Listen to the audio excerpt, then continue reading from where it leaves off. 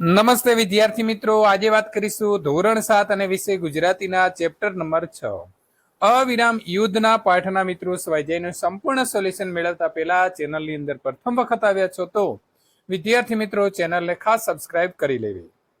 વાતચીત પ્રશ્ન નંબર 1, તમે ક્યારે દરિયા કિનારે ફરવા ગયા છો? ત્યાં તમે શું શું જોયું છે? તો હા, અમે સપરિવાર સાથે દીવના દરિયા કિનારે ફરવા ગયા હતા. ત્યાં એક કિલ્લો અને દીવાદાંડી જોઈ હતી. અમે દીવાદાંડી ઉપર જઈને અરબ સાગરનો અદ્ભુત નજારો જોયો હતો. ત્યાં અમે ઊંટ અને ઘોડાની સવારી કરતા લોકો, ખાણીપીણીની વિવિધ સ્ટોર, પાણીમાં ચાલતી સ્પીડ બોટ, પેરાશૂટ, ગ્લાઇડિંગ વગેરેની મજા માણતા લોકો, દરિયાના પાણીમાં નહાવાની મજા માણતા લોકો અને દરિયામાં નાના અને મોટી હોડીઓ, દૂર દૂર નાના મોટા વાહનો પણ અમે જોયા હતા. પ્રશ્ન નંબર 2, દરિયામાં તોફાન કે વાવાઝોડું આવે ત્યારે શું થાય? કેવું કેવું નુકસાન થાય? તો દરિયાની અંદર તોફાન કે વાવાઝોડું આવે ત્યારે ઘણા ઊંચા મોજા ઉછળે છે. તે મોજા કિનારાને ખૂબ પ્રવેગથી અથડાય છે. એથી ખૂબ મોટા પ્રમાણમાં નુકસાન થાય છે. દરિયાના તોફાનના કારણે દરિયા કિનારાના પ્રદેશોમાં જાનમાલનું ખૂબ જ મોટા પ્રમાણમાં નુકસાન થાય છે. માછીમારો અને દરિયા ખેડૂઓની હોડીઓને મોટા પ્રમાણમાં નુકસાન થાય છે. દરિયાકાંઠાના લોકો ઘણીવાર તેમના પરિવારજનો તેમજ સંપત્તિ પણ ગુમાવે છે. પ્રશ્ન નંબર 3, તમે કઈ કઈ કુદરતી આફતો વિશે જાણો છો? તો કુદરતી આફતો એવી ઘટનાઓ છે કે જે માનવ હસ્તક્ષેપ વિના થાય છે. જીવન અને માનવ ઉપર એની નકારાત્મક અસર થાય છે. વિવિધ કુદરતી આફતો નીચે મુજબ છે. ચક્રવાત, તેમાં ભારે વરસાદ સાથે મિત્રો તોફાનો અને જે પવનો છે તે ફૂંકાય છે. બીજું છે ભૂસ્ખલન. તે સામાન્ય રીતે તીવ્ર અને લાંબા સમય સુધી વરસાદના કારણે થાય છે, જે પાણીથી જમીનને સંતૃપ્ત કરે છે અને ભૂસ્ખલનનું કારણ બને છે. ભૂકંપના કારણે પણ તે થઈ શકે છે. જ્વાળામુખી મેઘમાં એક પ્રવાહની અંદર વહીને બહાર આવે છે, પૃથ્વીની સપાટી ઉપર પથરાય છે અને તેના માર્ગમાંથી દરેક વસ્તુને તે બાળી નાખે છે. હિમવર્ષા, તેમાં બરફના કરા સાથે ભારે વરસાદ પડે છે. દાવાનળ, ભારે દુષ્કાળના સમયમાં સ્વયંભૂ રીતે સૂકા ઝાડ ઝાંખરામાં આગ લાગે છે અને તે સમગ્ર જંગલની અંદર ફેલાઈ જાય છે. જો પૂરની વાત કરીએ તો ભારેથી અતિ ભારે વરસાદ થવાથી નદીઓની અંદર પૂર આવે છે અને પૂરના કારણે ઘણી બધી તારાજી સર્જાય છે. સુનામી, પાણીની અંદર આવેલા ધરતીકંપના કારણે સુનામી સર્જાય છે અને દરિયાકાંઠે ભારે વિનાશ સર્જાય છે. દરિયો તોફાની સાથી બનતો હશે તો દરિયા પરના તાપમાનના ફેરફારના કારણે તીવ્ર ચક્રવાત ઉદ્ભવે છે. દરિયાના ગરમ પાણીનું વરાળમાં રૂપાંતર થાય. ગરમ હવા ઉપર જતા નીચે દબાણ થાય. એ દબાણની જગ્યા ખાલી આસપાસની ઠંડી હવા ઝડપથી ધસી આવે. એ પવનની ગતિ સાથે દરિયાઈ તોફાન થાય અને આમ જે દરિયો છે તે તોફાની બને છે. તમે સુનામી વિશે શું જાણો છો? તો સુનામી એ જાપાની શબ્દ છે. સુ એટલે બંદર અને નામી એટલે મોજા. દરિયાની અંદરની પેટાળની પ્લેટોની સરહદો ખસે, એકબીજાથી દૂર જાય અથવા તો એકબીજા ઉપર ચડી જાય, તેથી સુનામી ઉદ્ભવે છે. જો કે સામાન્ય રીતે આ પ્રકારની સરહદો દરિયાઈ પાણીને અસર કરતી નથી. સબડક્શન ઝોનમાં ઉદ્ભવતા ભૂકંપના કારણે મોટાભાગની બધી જ સુનામી જે છે તે ઉદ્ભવી હોય છે. દીવાદાંડી શા માટે બનાવવામાં આવતી હશે? તો વાહનો અને આગબોટોને રાત દિવસ જે તે સંદર્ભે સ્થળ દર્શાવી તેમના માર્ગો નક્કી કરવામાં આવે છે અને તેની આસપાસ રહેલા ભયજનક ખડકોના અસ્તિત્વની ચેતવણી આપવા ઉભો કરેલો દીવો સાથેનો મિનારો એટલે દીવાદાંડી. દિવસે દીવાદાંડીના ચોક્કસ પ્રકારના રંગ જોઈને નાવિકને ખ્યાલ આવે છે કે જ્યારે રાતના તેમાંથી ફેંકાતા જુદા જુદા રંગની જુદી જુદી તીવ્રતા ધરાવતા પ્રકાશથી સંકેતો મળે છે. જો કે દીવાદાંડી શબ્દ વાહનના નાવિકના માર્ગદર્શકના સંદર્ભમાં જ સામાન્ય રીતે તે વપરાય છે. વાવાઝોડાના નામ કેવી રીતે પડતા હશે? તો વાવાઝોડાના નામ બધા દેશો સાથે મળીને નક્કી કરે છે, જેમાં અલગ અલગ નામો પહેલેથી જ આપી દેવાયા હોય છે, જેમ કે ટોર્નેડો, હરિકેન. આ નામકરણ માટે વિવિધ દેશોનું સંગઠન પણ બનાવવામાં આવ્યું છે. દાખલા તરીકે 2004ની અંદર ભારત, પાકિસ્તાન, બાંગ્લાદેશ, મ્યાનમાર, માલદીવ, શ્રીલંકા, ઓમાન અને થાઈલેન્ડ, આ 8 દેશો જે દરિયા કિનારાની સરહદ ધરાવે છે તેમની વચ્ચે આ નામકરણ માટે કરાર થયો હતો. ભૂતકાળની અંદર ઓખી કટરીના, લીઝા, લેરી, ટોક્ટે જેવા વાવાઝોડાના નામ જે છે તે મિત્રો અપાયા હતા. વિદ્યાર્થી પોતાની રીતે પણ આની અંદર જવાબ લખી શકે છે. પાઠના આધારે વાક્ય સાચું છે કે ખોટું તે કહો. ખોટું વાક્ય સુધારીને લખો. છોકરો દરિયાઈ તોફાનમાં ફસાયેલા પિતાને જોઈ રહે છે. ખોટું. સુધારેલું વાક્ય છે કે છોકરો દરિયાઈ તોફાનમાં ફસાયેલા પિતાને જોઈને તેમને બચાવવા જવા માટે ધમપછાડા કરે છે. કુદરતના બળ સામે માણસનું બળ હારે છે તો સાચું. દરિયાઈ તોફાનમાંથી બચવા માછીમાર ખૂબ પ્રયત્ન કરે છે તો સાચું. કુદરતના બળથી હોડી અને માણસ બંને અલગ થઈ જાય છે તો સાચું. બાપના મોતનું વેર વાળવા છોકરો ઓડકું લઈને દરિયામાં જાય છે તો ખોટું. છોકરો બાપ દાદાના ધંધાને જાળવી રાખવા હોડકું લઈને દરિયામાં જાય છે. પિતાના મૃત્યુના કારણે છોકરો કુદરતના બળને ધિક્કારે છે તો સાચું. નીચેના વાક્ય કોણ કોને ઉદ્દેશીને અને કયા પ્રસંગે બોલે છે તે જણાવો. માડી સાચવજે. તો છોકરો તેની માને કહે છે જ્યારે તે છોકરો બાપ દાદાના ધંધો આગળ વધારવા હોડકામાં બેસી અને દરિયામાં જાય છે.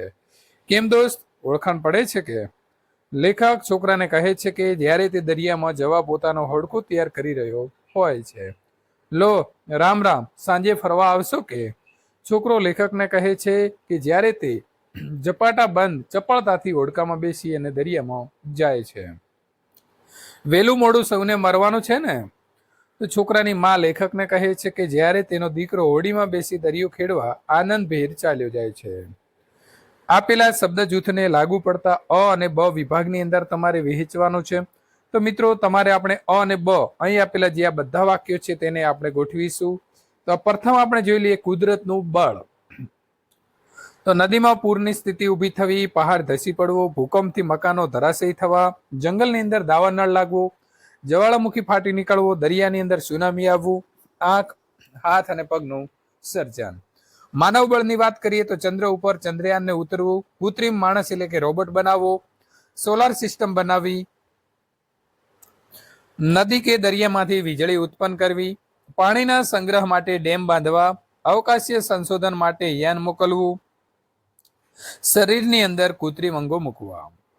પ્રશ્ન નંબર 5, આપેલા વાક્યમાં તમને જે લાગણી અનુભવાતી હોય તે લખો અને તેના કારણોની ચર્ચા કરો.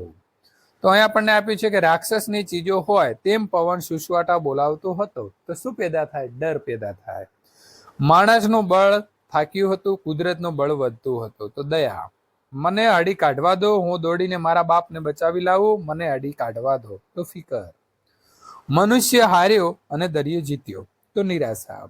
મારી પ્રચંડના પણ કુછ નહીં ગણનાર આવડો નાનો છોકરો નીકળ્યો નવાઈ. તે દિવસે એ એવું રહ્યો હશે કે દરિયો પથરાનો હોત તોય પીગળી જાત.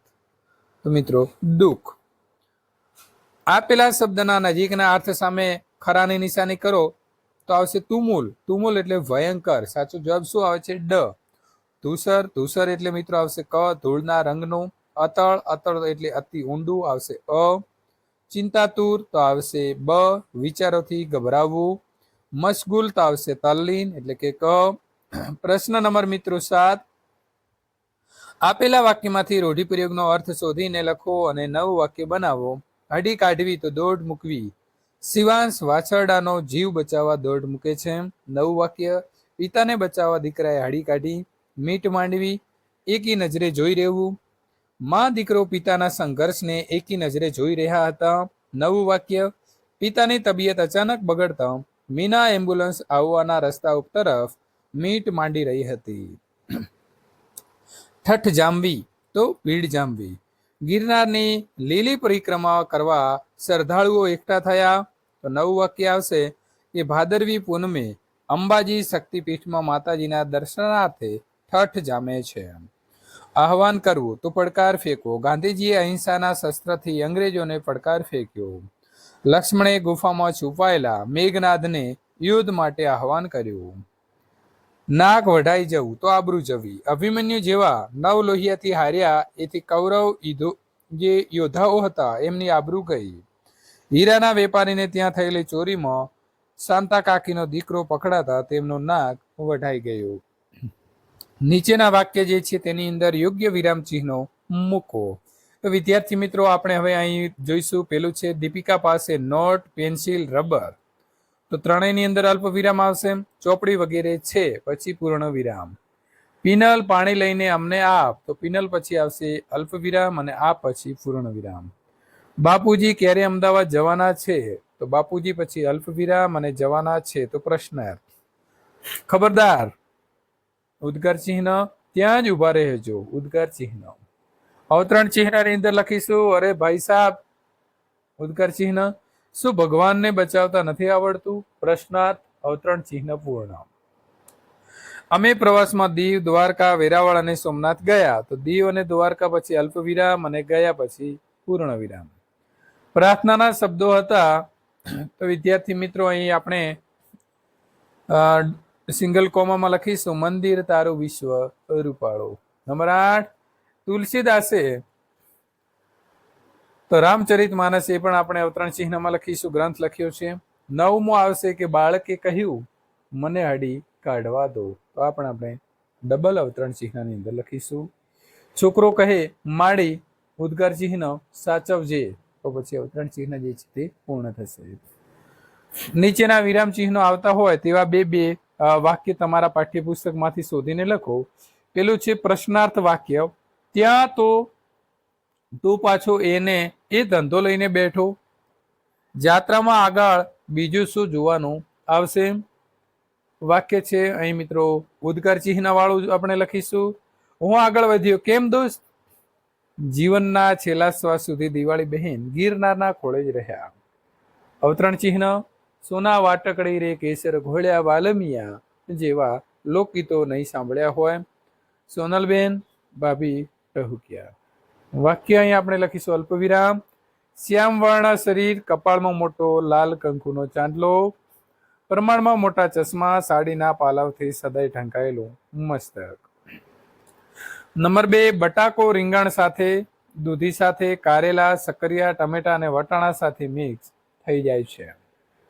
ચર્ચા કરો અને લખો. રજૂ કરો એટલે કે જૂથ કાર્ય કરવાનું છે. ક્યારે દરિયો મજાનો અને ક્યારે ડરામણો? તો દરિયો વિવિધ રૂપે જોવા મળે છે. ક્યારેક શાંત, ક્યારેક ડરામણો. દરિયાની સપાટી ઉપરથી ગરમ અને ભેજવાળી હવા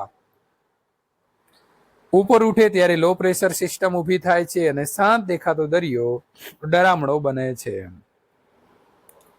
દરિયો શાંત હોય ત્યારે મજાનો અને તોફાની બને ત્યારે ડરામણો. અદ્ભુત નજારો જોવા લોકો એકઠા થાય. દરિયાના પાણીની અંદર નાહવાની મજા નાની મોટી હોડીઓમાં બેસવા મળે.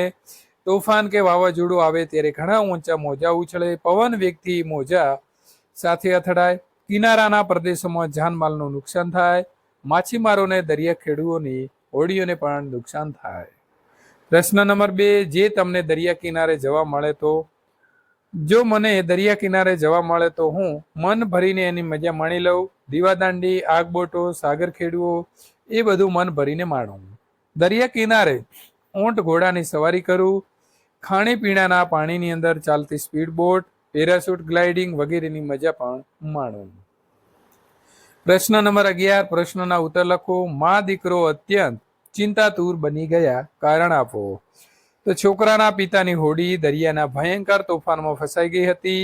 તેમની નાની સરખી હોડી હિમાલય જેવડા મોજા ઉપર ચડીને નીચે પછડાતી અને પવનના ઝાપટાથી હાલક ડોલક થતી નજરે પડી. આ દ્રશ્ય જોતા જ મા દીકરો અત્યંત ચિંતાતુર બની ગયા. ત્યાર પછી આગળ વાત કરીશું છોકરાનો આનંદ કેમ લાંબો સમય ટક્યો નહીં.